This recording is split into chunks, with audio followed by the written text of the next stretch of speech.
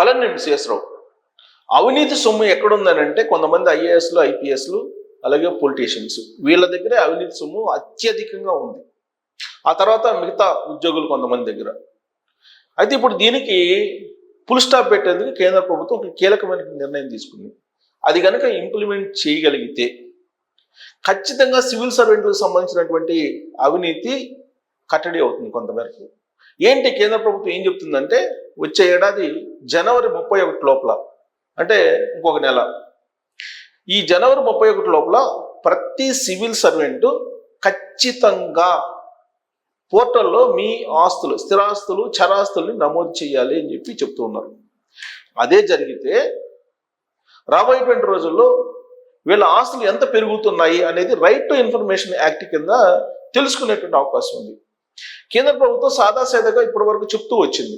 కానీ ఈసారి మాత్రం మ్యాండేటరీగా ఆస్తులని ఆ యాప్లో పొందుపరచాలి అనేటువంటి నిర్ణయం తీసుకున్నారు. అది గనక చేయగలిగితే మొత్తం ఈ సివిల్ సర్వెంట్లు, ప్రత్యేకించి కొంతమంది ఐఏఎస్లు, ఐపీఎస్లు, వీళ్ళ ఆస్తులు ప్రజలకు తెలుసుకునే అవకాశం ఉంది. ఫస్ట్ ఉద్యోగంలో చేరేటప్పుడు వీళ్ళ ఆస్తులు ఎంత, ఇప్పుడు ఎంత ఉన్నాయి, లేదా ఈ సంవత్సరం ఎంత ఉంది, వచ్చే సంవత్సరం వీళ్ళ ఆస్తులు ఎంత ఉన్నాయి.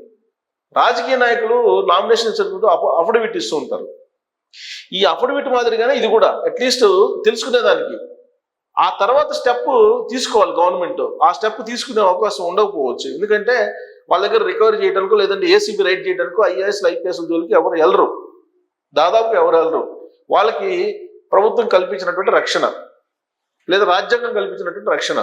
అందువల్ల వాళ్ళు అవినీతికి పాల్పడుతున్నారని అందరికీ తెలిసినా వాళ్ళు ఏం చేయలేని పరిస్థితుల్లో సమాజం ఉంది. మీకు హైదరాబాద్లో ప్రశాసన్ నగర్ తీసుకుంటే, ఆ ప్రశాసన్ నగర్లో ఎంత విశాలమైనటువంటి హౌసెస్ కట్టించుకున్నారో, ఎన్ని కోట్ల రూపాయల హౌసెస్ కట్టించుకున్నారో మనకి అర్థమవుతుంది. ఒక ఐఏఎస్, ఆంధ్రప్రదేశ్ చీఫ్ సెక్రటరీ చేసినటువంటి ఐఏఎస్ 100 కోట్లు పెట్టి ఇల్లు కట్టించారట. 100 కోట్లు.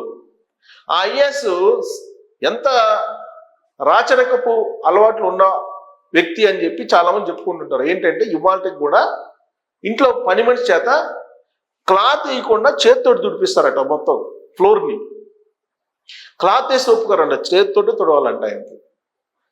అంటే అలాంటి రాచరికపు పోకడలతో ఉన్నట్టు ఐఏఎస్లు కొంతమంది ఉన్నారు. వీళ్ళని కట్టడి చేసేందుకు నరేంద్ర మోడీ గారి ప్రభుత్వం కొంత మేరకు ఒక అడుగు ముందుకు వేసిందని చెప్పి అనుకోవాలి.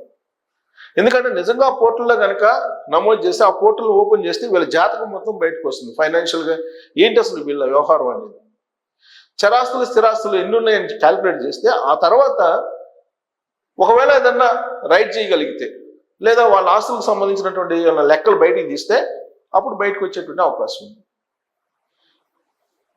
దీని మీద ఐఏఎస్, సివిల్ సర్వెంట్ల యొక్క అవినీతి మీద దీపక్ రెడ్డి గారు, తెలుగుదేశం పార్టీ ఎమ్మెల్సీ, ఆయన ఏం చెప్పారంటే ఒక ఇంటర్వ్యూలో,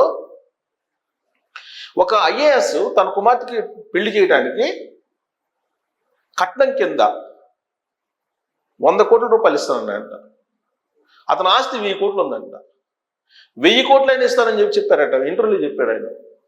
ఆ ఐఏఎస్ ఎవరో బయట పెట్టలేదు. కానీ మీరు ఐఏఎస్ కదా, మీకు ఏ స్థాయి వాళ్ళు కావాలని చెప్పేసి అడిగినప్పుడు దీపక్ రెడ్డి గారికి ఒక ఐఏఎస్ 1000 కోట్లు తక్కువ నా ఆస్తులు ఉన్నాయని చెప్పారంట. 1000 కోట్లు ఒక ఐఏఎస్కి 1000 కోట్ల రూపాయలు అంటే చూడండి, ఒక ఐఏఎస్కి 1000 కోట్లు అంటే ఎంతమంది ఐఏఎస్లు ఉన్నారు, వాళ్ళ నిజాయితీ పనులంతా, ఈ 1000 కోట్ల రూపాయల తరహాలో సంపాదించినటువంటి వాళ్ళు ఎంత అనేది మీరు అంచనా వేసుకోండి. ఇదే తరహాలో పొలిటీషియన్స్ కూడా ఉన్నారు. పొలిటీషియన్స్, సివిల్ సర్వెంట్లు కలిసి కొమ్మక్కైపోయి, అంటే ఎగ్జిక్యూటివ్ సిస్టమ్ అలాగే లెజిస్లేషన్ సిస్టమ్ రెండు కొమ్మక్కైపోయి మెజారిటీ భాగం సమాజాన్ని సఫా చేస్తున్నారు, క్లోజ్ చేసేస్తున్నారు. సమాజాన్ని ఒక రకంగా చెప్పాలంటే, అందరికీ అర్థమయ్యే భాషలు చెప్పాలంటే నాకుతున్నారు, ఆర్థికంగా మొత్తం అడుగంటిస్తున్నారు. ఇలాంటి పరిస్థితి సమాజంలో నెలకొంది. అందుకే దీన్ని కట్టడి చేయడానికి నరేంద్ర మోడీ గారు ఇప్పుడు ఒక నిర్ణయం తీసుకొని నోటీసులు ఇచ్చారు సివిల్ సర్వెంట్లకి. ఏమి ఇచ్చారు?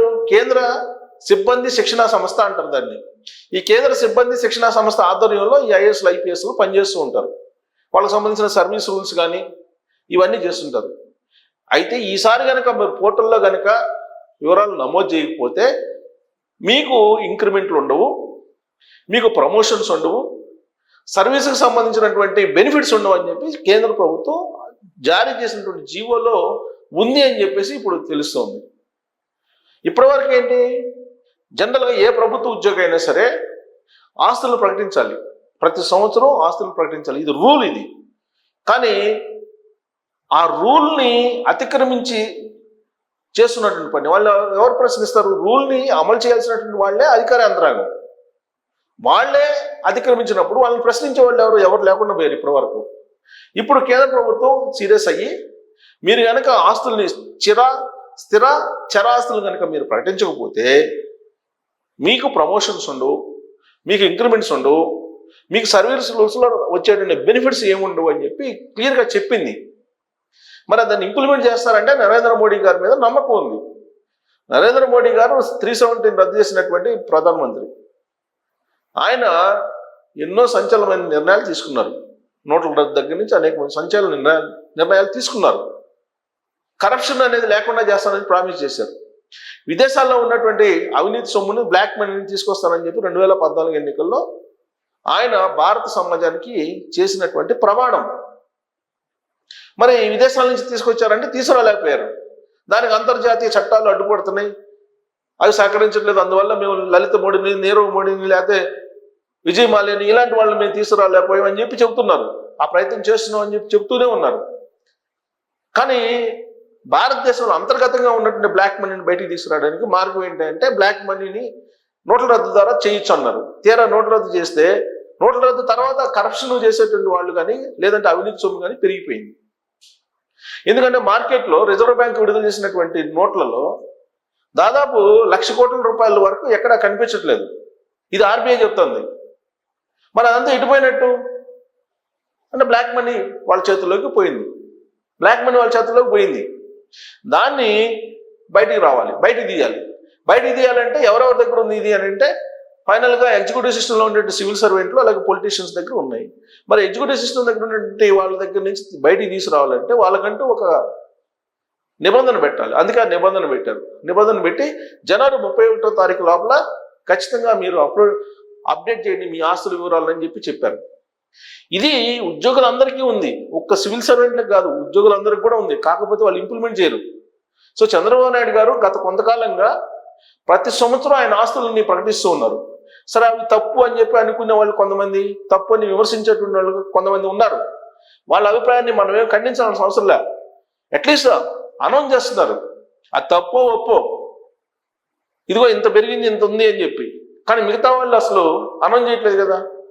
మిగతా వాళ్ళు అసలు ఇదిగో మా ఆస్తులు ఎంత, ఈ సంవత్సరం ఎంత, నెక్స్ట్ ఇయర్ ఇదిగో ఎంత అని చెప్పి ప్రతి సంవత్సరం వాళ్ళు వెల్లడించట్లేదు. అందుకే ఇప్పుడు ఎగ్జిక్యూటివ్ సిస్టమ్కి ఒక కఠినమైన నిర్ణయం పెడుతుంది కేంద్ర ప్రభుత్వం. దీపక్ రెడ్డి గారికి ఒక ఐఏఎస్ చెప్పారు తన కుమార్తెకి 1000 కోట్లు ఆస్తుంది, 100 కోట్లని కట్నం ఇస్తానని చెప్పేసి. మరి ఆ ఐఏఎస్ ఎవరు అనేది ఒకటైతే, చాలా కాలంగా ఆంధ్రప్రదేశ్లో సెక్రటరియట్లో జరుగుతున్నటువంటి ఒక చర్చ ఏంటంటే ఒక ఐఏఎస్ దగ్గర 4,000 కోట్ల రూపాయలు ఉన్నాయని, 4,000 కోట్ల రూపాయలు పైగా ఉన్నాయని చెప్పి ఒక ఐఏఎస్ దగ్గర. ఇలాంటి వాళ్ళు డజన్ మంది ఉన్నారని చెప్పి ఆంధ్రప్రదేశ్ సచివాలయంలో చర్చ జరుగుతుంది. మరి అక్కడే అంతుంటే తెలంగాణలో ఉండేటువంటి సచివాలయంలో ఉండే ఐఏఎస్లు ఎంత ఉండాలి? అందరిది కాదు, సుమా కొంతమంది. తెలంగాణలో ఉండే ఐఏఎస్లకి కొంతమందికి నార్త్ సంబంధించినటువంటి వాళ్ళకి 200 నుంచి 500 ఎకరాల దాకా హైదరాబాద్ చుట్టూ ఉన్నటువంటి ప్రాంతాల్లో ఉన్నాయి అని చెప్పి అంటున్నారు. మరి ఇవన్నీ బయటికి రావాలి, బయటికి తీసుకొచ్చే అవకాశం ఉందా, తీసుకురాగలరా నరేంద్ర మోడీ గారు అనే దాని మీద మీరు కామెంట్ చేయొచ్చు. Thank you.